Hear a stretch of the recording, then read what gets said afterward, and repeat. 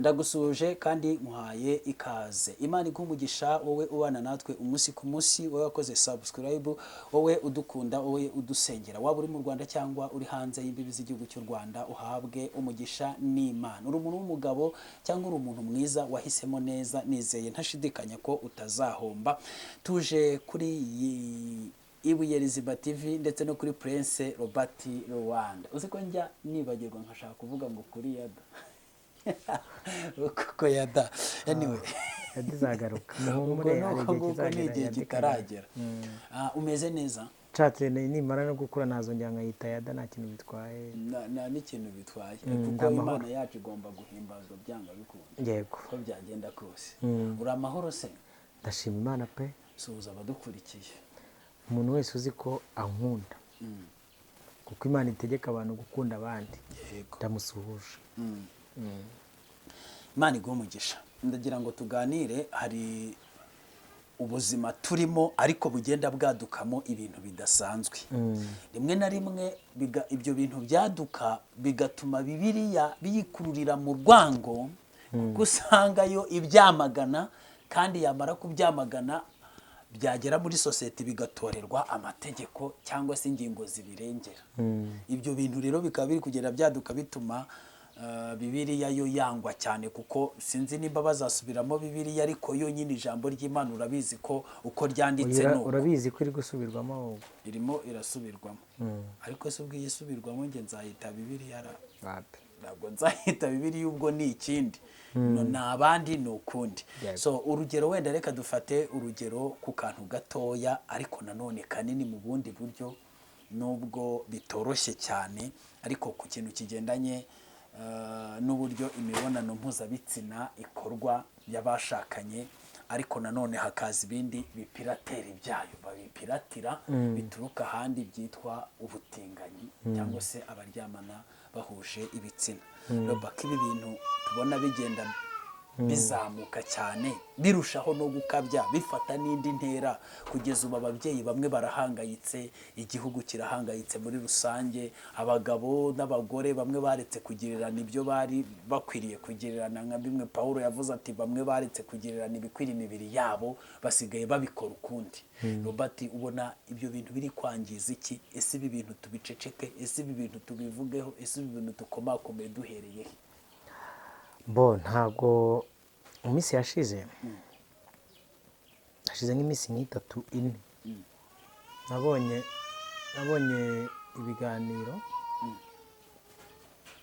kuko ndeba imbuga nkoranyambaga, ndeba ibiganiro by'umuntu witwa Bosco Empire n'umuntu witwa Magashi.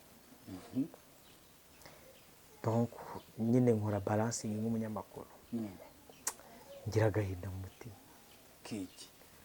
ko kubona abantu, sibyo, bashobora kwicara bose bavuga ngo ni Abanyarwanda, sibyo, ukabona abantu baracyafite uburyo ki bagifite inzangano mu mitima yabo.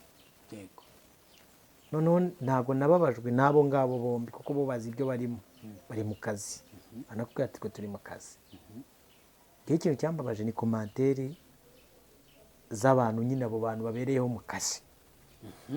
Noneho ngira umutima uremerera, avuga koko aba bantu kuki dushobora kuba dufite sosiyete ikirimo urwango, ikirimo donc izi ngengabitekerezo. N'urugero nyine ngo ndi kuvuga ibyo nabonaga muri komanteri, none umutima wanjye ubabaye, ijwi ry'Imana rirampumuriza, rirambwira ngo nta kindi kintu wabihinduraho, wowe nturi Yesu. Robert, ntabwo ndi Yesu, sibyo? Yesu niwe watanze itangazo avuga ngo abantu barushye abaremerewe bamusanga agire gute, abaruhure. None umwuka w'Imana arambwira ati icyo ukwiye gukora ni ukubabwira ko Yesu aruhura. Naho kwikorera umutwaro, uri kumva, ndahera aho ngaho, kwikorera umutwaro, sibyo, ukakuremerera, akavuga ati isi kuri mu butinganyi, wowe mazengesho nta kintu wabihinduraho, nk'uko warumvaje, nta n'icyo wabikosoraho, kuko birenze n'intekerezo zacu. Cyokoze icyo dushinzwe tuzanakora, tuzahora dukora, ni ukubwira abantu ko Yesu abatinganyi yabaruhura. ni ukubwira abajura ko bishoboka ko Yesu yagira gute yabaruhura, ni ukubwira abantu bagifite ingengabitekerezo n'amoko mu mitima yabo ko Yesu yagira gute yabaruhura. Ngiyo responsabilité tugize gute dufite. Kapfate nk'urugero rwa hafi, nabonye uno muhungu witwa Semuhungu, sibyo? Bari byanditswe mu itangazamakuru, ari imvugo ze, we adekarara ko ari umutinganyi. Yewe no kugira ngo bamudeployinge bavane muri Amerika bamuzana mu Rwanda, ni izo kese zamuzanye. Nabonye bagiye kumufunga. Kugeza isaha ntabwo abantu baramenya ngo bamufungiye iki. Ariko urumva niba umuntu bavuze ati bamufunze, bamuhuza n'ibyo bamuziho.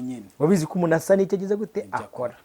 Hari abantu nabonye na kuri YouTube nk'uko ndi kubivuga no ku makomantere y'abandi bantu bishimye ngo kuko agiye mu nzu y'imbohe. Urumva amarangamutima yabo n'itekerezo byabo birashaka ko ajya gufungwa ngo avuye mu bantu.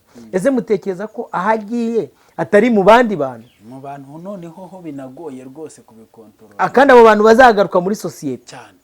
Ahubwo hakaba hari agenda yo kujya kwigisha cyane. Sibyo? Mwanya full time.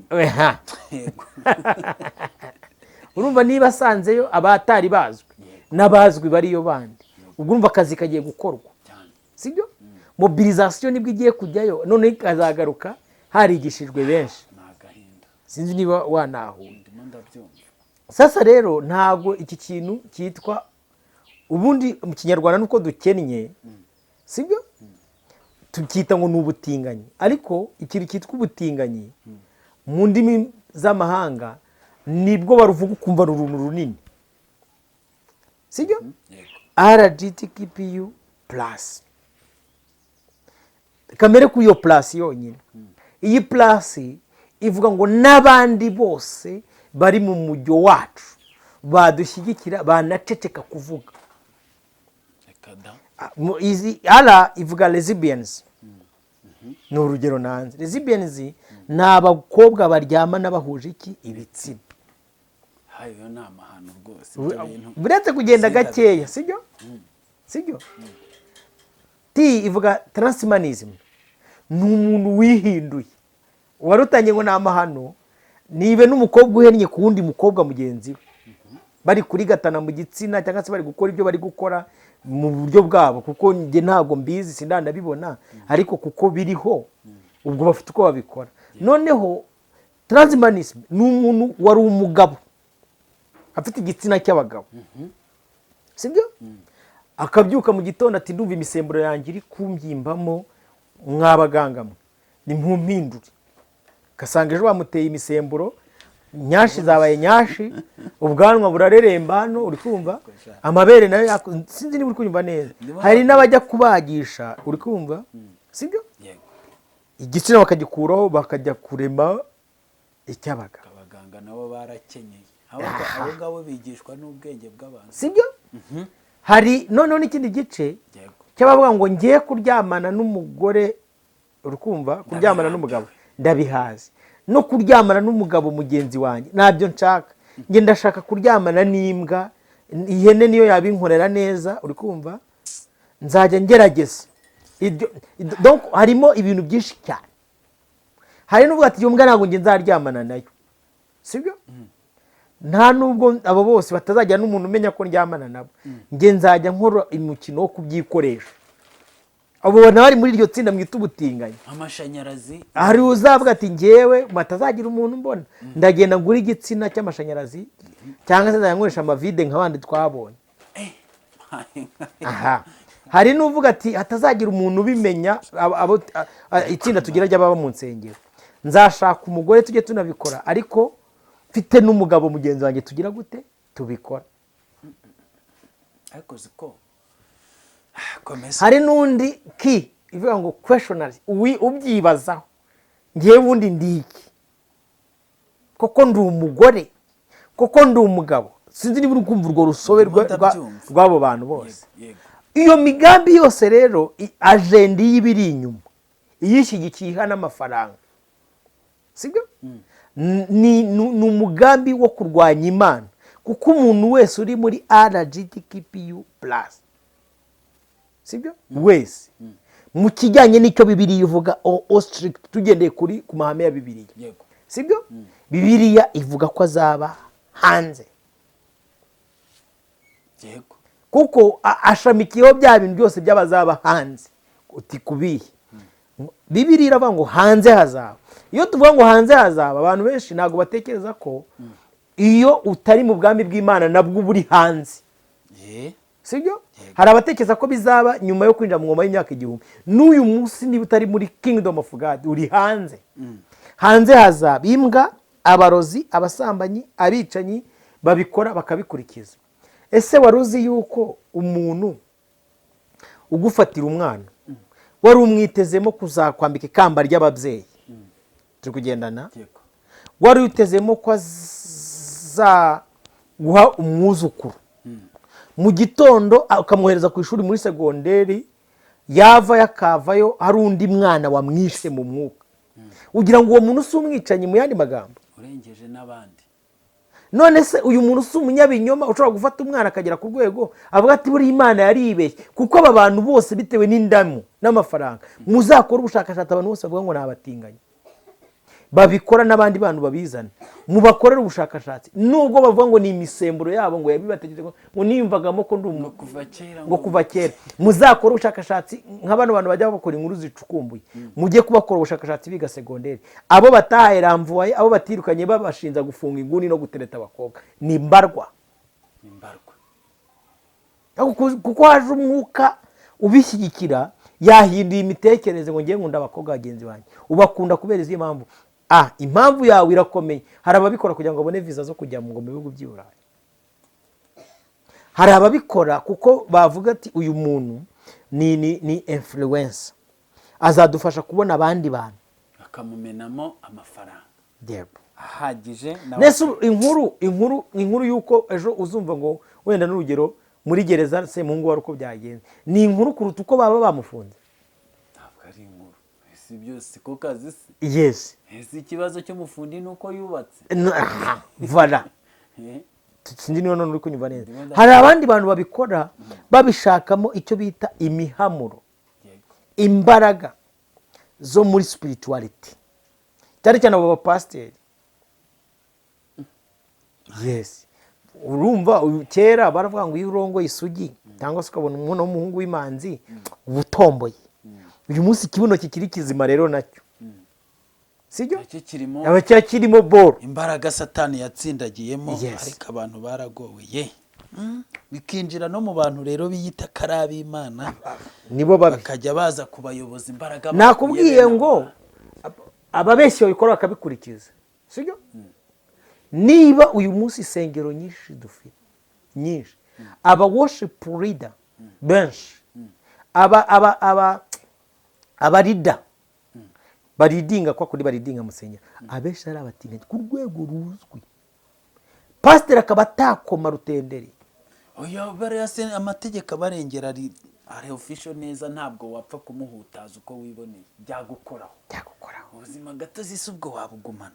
Urumva Paulo yandikira abakorinto ku rwandiko rwe rwa mbere 6:9 yaravuze ngo ntimuzi yuko abakiranirwa batazaragwa ubwami bw'Imana? Ntimwishuke abahehesi cyangwa abasenga ibishushanyo cyangwa abasambanyi cyangwa ibitingwa cyangwa abagabo bendana cyangwa abajura cyangwa abifuza cyangwa abasinzi cyangwa abatukana cyangwa abanyazi, bene abo ntibazaragwa ubwami bw'Imana. Hakubwo ibitingwa n'abendana, abagabo bendana. Urumva ibitingwa ni abagore.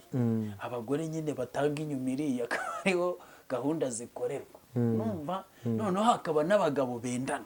Reka ko Paulo noneho abyandika ubwenge bw'inzoka butari bwagaproduce uburyo n'abakobwa bazajya bendana. None bo baratangaga bagatingwa, urumva bakanyuranya imiyoboro, urumva hakaba haca ibibi bakacisha ibyiza kacisha gutyo, abandi bagabo nabo bakabigira. Ariko noneho Paulo aravuze ati ibyo byose n'abagabo bendana nawe urabyumva n'ibyo bitinganye. Nigeze gukoresha ikiganiro cy'umwana umwe umuhungu akuzamugana ngiye mukoresha ikiganiro kuri yada batarayisiba.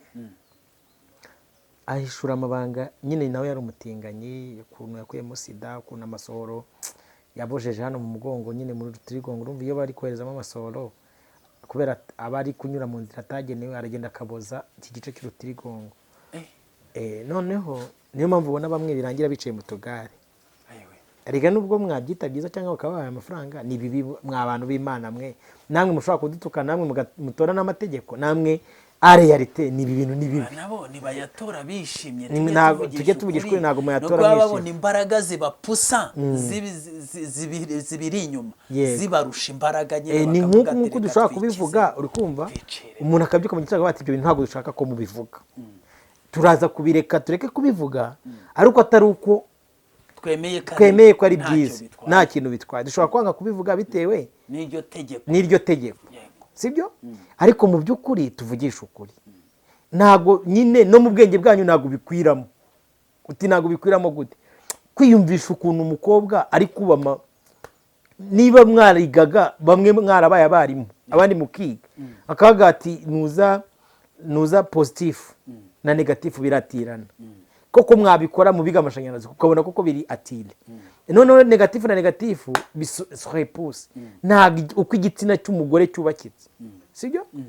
Nuko icyuntu cya mugenzi we cyubakitse, ntago byubakitse ku buryo kimwe cyakijira mu mikindi hakagira igikorwa gikorwa.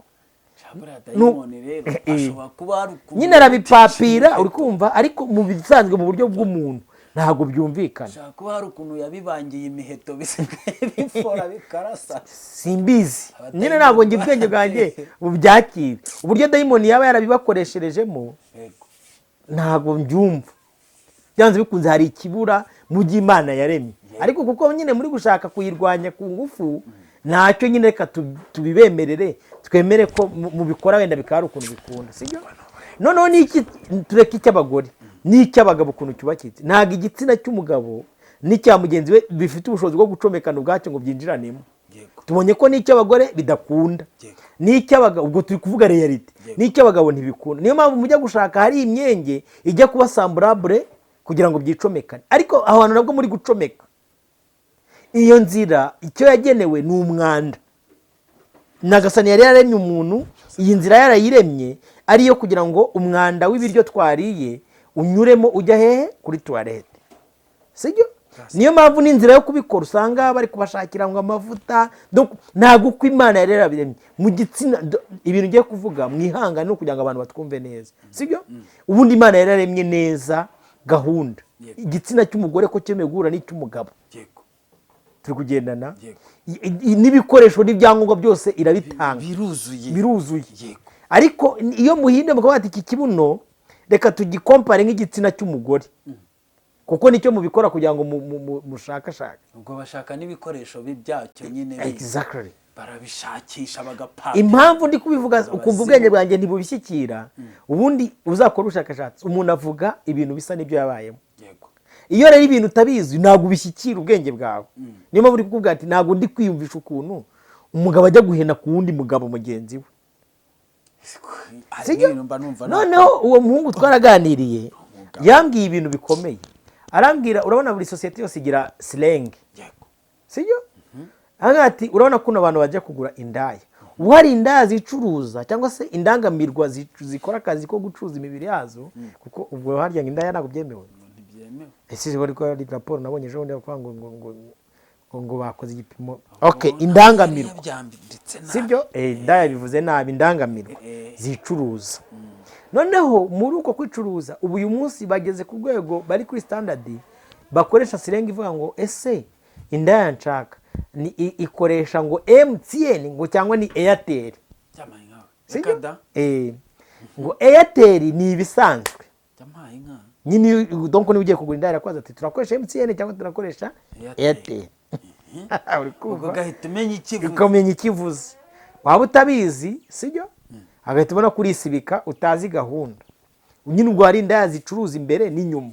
Niba ushaka gahunda y'inyuma hari igiciro cyayo. Hako barakenyeye. Uba wumvura nk'igiki. None se Roba aho ngo ndahita ngaruka. Ubwawe tumaze iminsi tukora ibiganiro, sibyo? Ukavuga uti Yesu yapfiriye abantu bakora ibyaha ariko ntabwo yapfiriye abanyabizira. none uragira uti tubabwire ko Yesu abakunda. Ubutinganyi ni icyaha cyangwa ni ikizira? Rega ubutinganyi ni ikizira mu maso y'Imana. Buriya ese Bibiliya yigeze kubwira umuntu n'umwe, ari ahantu wasomye umuntu wari umutinganyi muri Bibiliya wigeze wihana? nawe ko numva utsinze Ko Pawulo yabivuze bariho, mu butumwa ko bwabwirijwe bariho. Bibiliya yatubwiye abari abakoresha bikoro, abari abasinzi, ari abajura barihana. Hari umuntu wigeze wumva ukora ibyo bintu yigeze ahindurwa n'ubwo butumwa ngo aze mu murongo mwiza? buriya nkunda leta yacu, sibyo? Tuyikundira iki? hari igihe kuvuga ati uyu murongo uratukura, ntukawurenge. Nuwurenga urukumva ibyo twarakumenyesheje uyu murongo ugize gute, uratukura. Umunsi wawurenze, sibyo? Yego. Uri kumva? Yego. Ngiye nkunda Perezida Kagame. Ngejo ndabwiye abayobozi avuga ati niba mwumva mushaka no kurenga imirongo mumbwire bayeviza mumvira. Sibyo bashyira bakarifuti. Sinzayibi. Aho kugira ngo ugome ushyugunga kandi nta wiyima umuhahari. We bwira umuntu agushyirire mugende neza usange bagenzi bawe. Rero no mu bwami bw'Imana nuko nyine abantu banga reality. Niba utararenga imbibi ziremwa, kuko buriya niba ari ikintu gishobora kubabaza Imana, ni umuntu wese ushobora kugira intekerezo zishobora gutuma arenga imbibi ziremwa. Yego. Erega uwo ntabwo aba agifite ibitekerezo by'umuntu. Waba yinjiye rwose mu yindi kategori y'ibindi biremwa. Tuvugishije ukuri. Kandi na bariya baba batubeshya mu isi yashize, hari uwagiye kuri kamera ngo baramubwirije ngo arakijijwe, ariko byako gakiza ntumbaza aho byareye. Oya yarabyutse mu gitondo avuga ati ndasambana sinzigira nabireka. Ubwo rero muvandimwe, ahubwo njyewe ikintu urabwira abantu, abo bantu babagendere kure. Umuntu ugishaka ubugingo buhoraho ugitekereza iby'Imana, abo bantu njye namubwira ngo rero tera umugongo hakiri kare. Nanjye abo ngabo sinatinyuka kubabwiriza. Nta Yesu yaravuze ngo ntugafate ibyo kurya by'abana ngo ubijugunyire imbwa. Imbwa se nizihe? Nizitazi icyo agaciro k'ibyo kurya. Buryo kuhereza umuntu atazi igiciro, ikintu atazi igiciro cyangwa agaciro aracyaya. None se abantu benshi duha amafaranga ngo bayakoreshe wenda n'urugero bibateza imbere, kuko baba batazi imbaraga n'imvune zayo, bayapfusha ubusa. Ngo hari ahantu ugera muri Kongo mu mashyamba ugatanga ihene bakaguha zahabu nk'ibiro kakuya zahabu atakiri cyane. Ibyo bibuye bidukure mu murima twigirizayo biratubangamira, twihingire. Ihene zacu ntabwo zibona aho zirisha.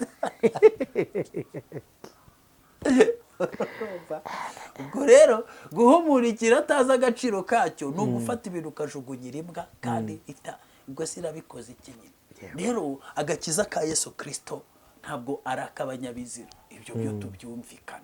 N'umuntu nashukwa agafata ubugingo bwe akabugurisha amafaranga, azamenye ko hari abantu bagenda ariko kugaruka bikaba bitagishoboka. Ibyo ngibyo byo rega tube clear, turi kuganira. Abantu benshi bakunda kuvuga ngo Imana ngo ni umunyembabazi. Ndabyemera 100%. Ese igipimo cyaho imbabazi zayo zigarukira ni murahazi? Izaho riruhanya n'umwana w'umuntu. Aho yahana imbabazi zayo zigarukira ni ari kubabarira, ngirire n'imbabazi ubona ari kuzigirira. Yego. Uwo nuwuhe nuzitegereje. Wazihakanye ku mugaragaro, na Yesu agira isoni zo kumuhamya imbere ya Se. Nyine abantu rero badakina, uri kumva? Badakina. Nari ntanze mu rugero rwiza rw'umurongo utukura kuri iki gihugu cyacu cy'u Rwanda. Ushobora no kubijyamo ukina, uri kumva? Umurongo wawe urenga ibyo witaga ibisusa bikakubyara amazi. No mu bwami bw'Imana nuko bimeze. Abantu bagaruke kuri pe, nicyo kintu nabwira abantu. Mwabana b'abakobwa mwe ibintu byo kubona baguhaye amafaranga ukabangoreka ngo reka ngende ngo nyine ngo ngire ngo mbanze nyakorere ngo nzaza nihane. Hari ibintu bitihanika pe. Bibiliya iravuga ngo bene uwo ntabagitegereje imbabazi z'igitambo, icyo gitambo kivugwa n'icy'amaraso ya Yesu, ngo ahubwo ategereje gucirwaho iteka kumwe n'abanzi bose b'Imana. Ni kuwandikiye Abaheburayo yabyanditse. Ubwo rero tubwira abantu nugenda uzahitemo amafaranga cyangwa uhitemo Yesu, uhitemo ubugingo cyangwa uhitemo kurimbuka. Ugenda urinda undi mukire simboheje ngo mujye gukora ibyaha, uri kumva, ariko nujya gukora ikintu cyitwa ikizira, atansi ujya mu bizira, ugiye kurenga imbago umenye ko umurongo ugiye kurenga, kugaruka inyuma bidashoboka, utambuka hifunga. Ubwo uzagenda usezeye, ubwo uzatambuka uzasohoka rwifunga. Niba ugiye gusohoka ku rugi rwari rukingiranye umurongo utukura, wowe ukaba ugiye kurukingura ngo usohoke, umenye ko rusohoka rwikinga kandi hataba urufunguzo rufungura aho hantu. Tusoje ikiganiro kugira ngo turavuga byinshi. Nuko Imana rero iturengere. Babyeyi musengera abana banyu, bagore musengera abagabo banyu, bagabo musengera abagore banyu. Kandi babyeyi musengera abana banyu. Urumva hari umutinganyi, urumva ni umuntu twari tuziranye, of course twaraniganye, yari n'inshuti yanjye. Mu minsi yashize yarantanze arambwira ati mukozi w'Imana rwose pe, nagiye mu byaha burya kuva twatandukanye, nti wowe washatse umugore wagize ibiki, ariko njye nagiye mu byaha, nasambanye ndasambana, bigeze aho ninjira no mu butinganyi. Arambwira ati ubu ngubu mbona ndi kumva umutima undya, nabuze amahoro, ndashaka kwihana. Ati urihana koko? Ubu urihana urabishobora? Ati ntabwo mbizi ariko ndumva byanyobeye. Atari ukuntu nyine nakurebye kuri YouTube nk'inshuti yanjye, haka turebe ntutwiganye, numva ibyo ari kuvuga, wari pasiteri wacu n'ubundi tukwemera, ariko numva nsinzwe n'ijambo ry'Imana, nshaka kwihana. Noneho niwe wansobanuriye, ambwira uburyo utwana, arambwira ati si ubushaho aba bana ubona babo mu bakire, cyane cyane abo bo mu bakire, ati se nkwereka abo ducata bantereta bo mu bakire mu bipangu ntatinyuka no kwinjira. Ati ugasanga umwana w'imyaka 14 araye kuri telefoni ari kukwandikira ati wamba bariye tukazahura gutya na gutya, ati nakubonye ndagukunda bimeze gutya na gutya. Bro, nibwo nahise menya ko ibintu byarangije no gufata indi ntera. Umwana w'imyaka 14 s'il-vous-plaît w'umuhungu ari gutereta umugabo w'imyaka 30 n'ingahe. Ati narakubonye ndagukunda. Iwabo ntibabizi, bararyamye, bazi ngo umwana bamuha minerevara akajya kwiga, n'akana gato karaho, ariko ko karagije gukanguka. Kamubonye gute? Kumubona kuri stati gutya, kandi ntajya bigaragaza, yambara neza, ntajya avuga ibyo bintu, ntajya agira gutya. Dayimoni zirakururana. Buriya nuko nanze kwinjiramo byinshi cyane. Yego, abantu benshi batingana, abenshi umwuka w'ubutinganyi uhita ubambara. Urabona nka kumwe dukora ibiganiro by'ijambo ry'Imana, umuntu akavuga ngo shanga ruba ngo wuzuye umwuka wera, mumba mbona ngo amavuta y'umwuka wera kuriho. No mu isi y'umwuka abantu bakora ibi bizira, ayo mavuta y'ibizira ahita bagaragaraho direct, baramenyana. Ikindi cya kabiri, ntago abantu bose mubona bazana amajenda y'ubutinganyi n'abatingana. La majorities abenshi abatari ama hybrid mu byo mugiremo, uri kumva, ni abadayimoni bambaye inyama n'amaraso z'abantu. Ibintu birakomeye, ariko nibyo kuko urebye uburyo bikorwa n'izo nzira zose. Nese umuntu araba yamburona nk'uko twambaye, sibyo? Ukabona nyine n'umupapa mwese mwizera. Hari n'abafite n'abagore basezeranye ko kugira ngo sosiyete itabavuziriza induru, umugore akaba ari umutinganyi, uri kumva, afite abandi bagore atingana nabo, n'umugabo akaba ari umutinganyi, bose bakabahura mu rugo, baranasezeranyije, leta ikabasezeranya na pasiteri agasezeranya. Banavuga ati katubyare n'akana ko kujijisha. Wose ubu umwana urumva avukiye, uyu mwana uvukiye muri aya mabi, kankoresha iryo jambo, ubwo azakura ameza. Ahubwo mbere ya byose we ni iki? Yego, wabivuga ngo mbere ya byose we ni iki?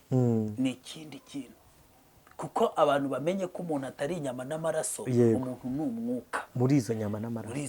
Kuko uyu mwana ntago muraza kumuhisha nk'ababyeyi, kuko nta mwana uhishwa mu rugo iwabo. Yego, uburyo bwose mwabikora nimuraza kumuhisha. Erega niyo mwamuhisha, igikomeye si icyabona, umwuka wabyo igikomeye ni uwo mwuka wanyu wamure mushaka mumuhishe, kuko nubundi nta mubyeyi wigisha umwana we gusambana. Nubundi ikiri muri we mwebwe ubwanyu. Uko hari uruhare rw'umubyeyi w'umugore n'ubw'umubyeyi w'umugabo iyo nkomatanye yose niyo ibikoze umwana rero byanga ko niba waramuhaye 40% undi akamuha 60%, ibyo uri byo nibyo wamuhaye. Si ngombwa ko wirwa nawe mwigisha, ahubwo uko agenda akura bizagenda byidevelopa bikura bizabuka, n'ubundi bizajya gushiduka, ahubwo ari ya ntore yakurushije guhamiriza. Uri kubyumva? Rero niyo mpamvu wa mugani ibintu by'imisi atari ibintu by'imikino. Wamfashije byagenze gute? Nazigeze mu rugo sanga umugore n'umutinganyi. Narababwiye ngo imishinga yose na project zanyu zose manze mugisha Uwiteka iki inama. Naho ngaho twasoreza. Nubu nasoje ikiganiro. Imana iguha umugisha. Dushoje tubabwira ngo muri byose banzo bazimana, kuko niyo ikurebera aho utabona, niyo imenya ibiri aho utabona, kandi niyo izi ibigukwiriye n'ibyakugirira umumaro, ikabizi n'umutima wawe ukungana. Imana ibaha umugisha barebe neza. Duhure mu biganiro by'ubutaha. Shalom. Shalom.